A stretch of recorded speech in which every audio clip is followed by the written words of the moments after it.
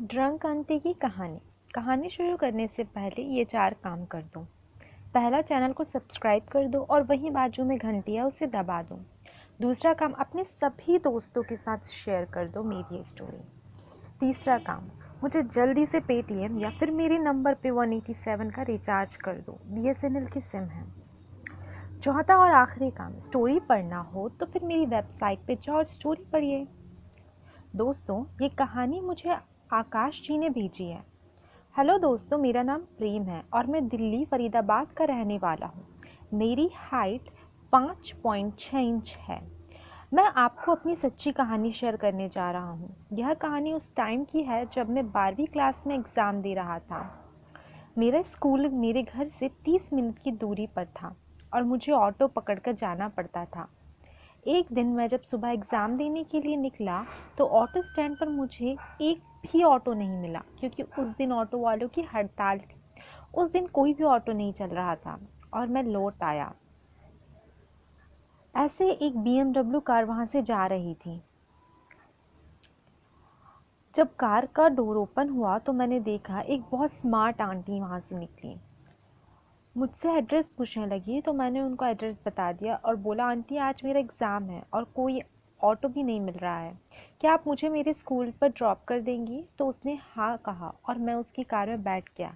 जैसे ही मैं कार के अंदर बैठा तो मुझे सिगरेट की स्मेल आ रही थी और बैक सीट पर एक मैजिक मोमेंट्स की बोतल भी रखी हुई थी। आंटी मुझे मेरे बारे में पूछने लगी तो मैंने उन्हें सब बता दिया और मैं आंटी को देखे जा रहा था।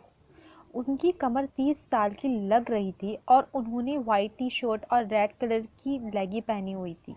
उनकी बॉडी एकदम कटीली। मैं भी उनके बारे में पूछने लगा तो उन्होंने बताया कि वो फरीदाबाद में रहती हैं और उनके हस्बैंड यूएसए में सॉफ्टवेयर इंजीनियर हैं।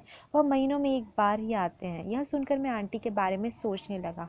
आंटी ने बताया मुझे कुछ काम है और मुझे आंटी ने पूछा, तुम्हें कहाँ ड्रॉप करना है? मैंने बोला, आंटी मेरी स्कूल भी पास में ही है, मुझे यहीं पर उतार दो, मैं चला जाऊँगा। मैं कार से नीचे उतरने लगा तभी आंटी ने मुझसे पूछा कि तुम घर कैसे जाओगे?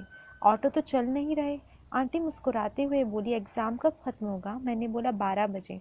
आंटी ने बोला, ओके मैं तुम्हारा वेट करूँगी। यह सुनकर मेरी खुशी का ठिकाना नहीं रहा। मैंने ओके बोला और चला गया। जैसे ही मैं एग्ज़ाम देकर आया तो देखा आंटी स्कूल के बाहर मेरा वेट कर रही थी। आंटी ने पूछा, एग्ज़ाम कैसा हुआ? मैंने बोला अच्छा हुआ और हम वहाँ से चल दिए। आंटी ने पूछा, तुम्हारी कोई गर्लफ्रेंड है? मैंने बोला नहीं है।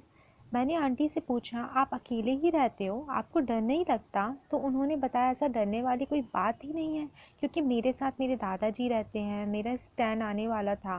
तभी मैंने आपको बोला, आंटी आपको कुछ काम हो तो प्लीज़ मुझे कॉल कर लेना, यह मेरा नंबर है। आंटी ने नंबर लिया और चली गई। मैंने आंटी के फ़ोन का वेट कर रहा था। तभी 3 दिन के बाद आंटी की कॉल आई और बोला उनको कुछ काम है। उन्होंने एड्रेस सेंड किया और मैं उनके घर पहुंच गया। जैसे ही आंटी ने डोर ओपन किया तो मैंने देखा उसने रेड कलर का गाउन पहना हुआ था। यह देखकर मेरे दिल में धड़क धड़क होने लगी और मैं एक लंबी सांस लेकर अंदर चला गया। आंटी ने मुझे बोला कि उन्हें अपने बेडरूम का सामान दूसरे रूम में शिफ्ट करना है। मैंने पूछा, दादाजी कहाँ हैं? तो आंटी बोली कि वह बाहर गए हुए हैं, शाम तक आएंगे।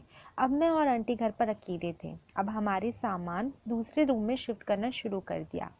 तब आंटी में और अलमीरा से अपने कपड़े निकाल रही थी। तभी एक पैकेट और कुछ पिल्स गिरी। मैंने पूछा, आंटी ये क्या है? तो आंटी बोली, कुछ नहीं है, सर दर्द की पिल्स है। मैंने बोला, आंटी मुझे भी एक पिल्स दे दो, थोड़ा सर दुख रहा है। मेरी बात सुनकर आंटी कुछ सोचने लगी और मुस्कुराते हुए बोला, ठीक है ले लो। मैं समझ गया था कि आंटी आज काम बनाना चाहती हैं। फिर मैंने एक पिल्स ले ली। लेने के बाद मुझे अजीब सा नशा होने लगा। जैसे आंटी नीचे झुकी, उनकी साफ दिख रही थी। मैंने बोला, आंटी आपको लगा देता हूँ। आंटी ने हाँ बोल दी। मैंने मूव लगा दिया। उसके बाद मुझे नींद आने लगी। शायद पिल्स 100 मिलीग्राम की थी और मैंने आंटी को बोला, मुझे नींद आ रही है। आंटी ने बोला, ओके सो जाओ। आंटी भी मेरे साथ लेट गई और मुझे नींद आ गई। कुछ देर बाद मैंने अपनी आंखें खोली और देखा तो आंटी से ड्रिंक की स्मेल भी आ रही थी। शायद आंटी ने ड्रिंक की थी। मैंने आंटी को बोला, आंटी यह आप क्या कर रही हो? आंटी ने बोला, मैंने बहुत दिनों से ड्रिंक नहीं किया था, इसलिए आज कर रही हूँ। मेरे हाथ काँप रहे थे और मेरा फेस एकदम गरम गरम होने लगा, क्योंकि पहली बार ऐसे देखा था। मुझसे रहा नहीं गया। मैंने फिर काम को अंजाम दिया और फिर मुझे भी मज़ा आ गया। अब जब आंटी का मन करना है तो वह मुझे बुला लेती है और हमने जब मन होता है हम तब करते हैं। तो फिर दोस्तों, जाते जाते आपको सिर्फ कुछ काम करने हैं। पहला काम, मुझे कमेंट करके ज़रूर बताइए कि आपको मेरी कहानी कैसी लगी। दूसरा काम, अभी तक चैनल को सब्सक्राइब नहीं किया तो कर लो और वहीं बाजू में एक घंटी है उसे दबा दो। तीसरा काम, मुझे पैसों की कमी है, मुझे पेटीएम करें। अगर वो नहीं कर सकते तो आप मेरे नंबर पर जाकर 187 का रिचार्ज करवा दो, बीएसएनएल की सिम है। चौथा और आखिरी काम, अगर आप मेरी स्टोरीज़ पढ़ना चाहते हैं तो डिस्क्रिप्शन में लिंक दी गई है, SRKStorylover.co, ये है मेरी वेबसाइट। आखिर मैं इतनी अच्छी स्टोरीज़ बनाती हूँ, इतनी मेहनत करती हूँ, मुझे पता है आप सभी को बहुत मज़ा आता है, तो इतने सिंपल काम आप मेरे लिए कर ही सकते हैं। धन्यवाद। चलो मैं अब चलती हूँ, मिलूँगी आपसे अपनी नेक्स्ट स्टोरी में।